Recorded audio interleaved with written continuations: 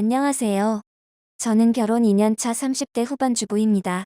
저는 늦게 결혼을 해서 현재 시어머니를 모시며 살고 있습니다. 제가 지금 시어머니를 모시고 살고 있지만 저는 막내 며느리입니다. 제 남편은 시댁에서 막내이고 위로 아주버님과 시누이 2명 있습니다. 제가 막내 며느리인데도 시어머니를 모시고 살게 된 건 양가 인사를 올리고 나서였어요. 신혼여행을 앞두기 며칠 전에 시누이가 저한테 찾아와서는 할 말이 있다고 하면서 보자고 하는 거였어요. 올케? 우리가 의논해서 얘기하는 건데. 올케가 결혼하게 되면 우리 엄마를 모시고 살았으면 하는데. 네? 저희가요? 아주버님네도 있고 형님도 있으시잖아요. 올케도 알다시피 엄마가 몸이 좀 안 좋으시잖아. 엄마하고 오빠가 사이가 안 좋기도 하고. 우리들 중에 누군가는 모셔야 하는데. 특히 올케가 어머니를 안 모시려고 해. 그리고 나는 지금 이혼한 상태라. 나 혼자 애들을 키우기도 힘들어. 올케가 어머니 모시고 살면 그 대신에 어머니 앞으로 되어 있는 아파트를 올케한테 줄게. 어머님 아파트를요? 그런데 저에게 아파트를 준다고 하면 아주버님하고 형님이 가만히 있을까요? 오빠하고 다 얘기됐어. 그리고 오빠는 아버지가 살아계실 때 결혼해서 나갈 때 재산을 받은 것도 있어서 어머님 아파트까지 욕심내지 않을 거야. 나는 오빠처럼 특별히 받은 것은 없지만 내가 엄마를 모실 수 없는 상황이니 올케가 해주면 엄마 아파트를 올케한테 주겠다는 거야. 엄마한테도 그렇게 얘기를 해놨어. 그리고 올케가 엄마 모시고 살면 힘들 수 있으니까 나도 가까운데 산이 자주 와서 도와줄게. 시누이는 그렇게 제가 시어머니를 모시고 살면 그 대신에 어머니 앞으로 되어 있는 아파트를 저희에게 주겠다고 하는 거였어요. 저는 원래 돈 욕심이 많지도 않고 또 형제들 재산 싸움에도 끼어들고 싶은 마음은 하나도 없었어요. 하지만 시어머니가 나이도 고령이시고 거동도 불편하신 데다가 아주버님하고 시누이가 모시지 않는다고 하니 나이가 젊은 제가 어쨌든 지금 상황에서는 모셔야겠다는 생각이 들었습니다. 너희들이 나를 모시기로 했다면서. 네. 어머님, 저희가 잘 모실게요. 딸한테 얘기는 들었다. 막내인 너희들이 나를 모시는 대신에 내가 있는 아파트를 너희한테 주라고 말이야. 저희가 아파트가 욕심 있어서 그런 건 아니에요. 어머님, 어쨌든 고맙다. 자식 새끼들이란 것들이 다 나를 마다하는데 막내인 너희들이 나를 받아주니. 어머님, 다 같은 자식이잖아요. 누가 모셔야 하고 그런 게 어디 있어요? 아무튼 고맙구나. 내가 너희 집으로 들어가려 한다. 내가 사는 아파트는 월세로 돌리고. 아파트를 월세로 돌리시고 저희 전셋집으로 들어오신다고요? 막내 며느리한테 들어가는 건데 월세 정도는 뽑아서 줘야 내 마음이 편할 것 같아서 그렇다. 그렇게 해주시지 않아도 되는데요. 아니다. 내가 염치가 있지. 너희도 생활이 어려운데. 네, 어머님.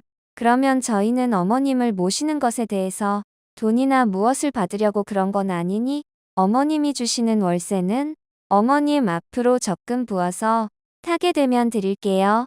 얘야. 그렇게 하지 않아도 되는데. 아니에요. 일단은 그렇게 할게요. 그래. 어쨌든 너희들이 고맙구나. 나를 그렇게 생각해줘서. 시어머니는 그렇게 시어머니가 사시는 집은 월세로 돌리고 저희가 사는 전셋집으로 들어오시게 되었습니다. 하지만 아주버님하고 올케는 한 번도 시어머니를 보러 오거나 전화 한 통하지 않더라고요. 더 어이가 없는 것은 저희가 시어머니를 모시면 자주 찾아와서 도와주겠다고 약속했던 시누이였는데 말이죠. 아마도 저희가 시어머니를 모시니 이제 너희들이 빼도 박도 못하고 어쩔 거냐고 하는 생각을 하는 것 같았습니다. 그렇게 저희한테 시어머니를 맡겨놓고 남의 집 구경하듯 나 몰라라 하는 아주버님하고 시누이가 아주 어이가 없고 화도 났지만 어쨌든 시어머니는 저희가 모시기로 했으니 책임감을 가지고 잘 모시려고 하였습니다. 시어머니는 저희한테 말씀하신 대로 아파트에서 나오는 월세를 매달 주시더라고요. 그리고 저희는 시어머니한테 얘기 드린 대로 매달 월세를 주실 때마다 주시는 월세를 어머님 앞으로 적금 통장을 만들어서 매달 빠짐없이 입금시켰습니다. 그렇게 저희가 시어머니를 모시고 산 지 1년쯤 되었을 때 시어머니가 시누이 집에 가는 일이 잦아지기 시작했습니다. 시누이가 요새 힘들다고 하면서 저희한테 가보라고 할 수도 없으니 시어머니라도 자주 가서 청소도 해주고 반찬도 만들어줘야 한다고 하면서 말이죠. 그리고 나서 시어머님 앞으로 든 적금 1년 만기가 다 끝나는 날에 시어머니가 도장하고 통장을 들고 갔다 나갔다 들어오시더니 적금 탄 돈을 시누이한테 주고 왔다고 하시는 거였어요. 어머님, 정말 적금 탄 돈을 형님한테 다 주시고 오신 거예요? 원래 적금을 타서 너희한테 주려고 했는데 막상 적금을 타고 보니 딸년이 생각나더라고. 어머님, 그 돈 원래 저희한테 주시기로 한 거잖아요. 그런데도 저희가 하나도 쓰지 않고 어머님을 위해서 적금 부어드린 건데 저희한테 그렇게 말 한마디도 없이. 미안하다. 너도 알다시피 딸년이 혼자 애들을 키우느라 너무 고생하잖니. 불쌍하기도 하고. 어머님, 저희들도 전셋집에서 어머님을 모시면서 힘들게 살고 있어요. 신랑도 사업하는데 돈이 없어서 제 친정집에서 없는 돈도 빌려주고 있는데요. 너는 남편이라도 있지. 딸년은 혼자잖니. 그냥 나한테 줘서 내가 다 쓴 거라고 생각하렴. 시어머니는 그렇게 말하시고는 더 이상 말을 하면 곤란해질 것 같았는지 그냥 시어머님 방으로 쑥 들어가 버리시는 거였어요. 당신은 어머님한테 왜 한마디도 말을 안 해? 그럼 어떻게? 엄마가 이미 돈을 다 누나한테 주고 와버렸는데. 그렇다고 그냥 이러고 말아? 그런데 어차피 어머님 드리려고 부은 돈이잖아. 뭐라고? 그게 무슨 말이야? 그냥 어머님 드린 거라고 생각하자고. 당신 어쩌면 어머님하고 똑같은 말을. 저는 어머님도 어머님이지만 아무렇지 않게 얘기해버리고 방으로 들어가 버리는 남편이 더 괘씸하고 얄밉게 느껴졌습니다. 어머님을 위해서 그 어려운 살림살이에서도 한 푼도 쓰지 않고 적금을 부어드린 건데 저한테 한마디도 말도 없이 그렇게 했다는 것이 너무 서운하고 화가 났습니다. 하지만 시어머니는 적금 일로만 끝나지 않았습니다.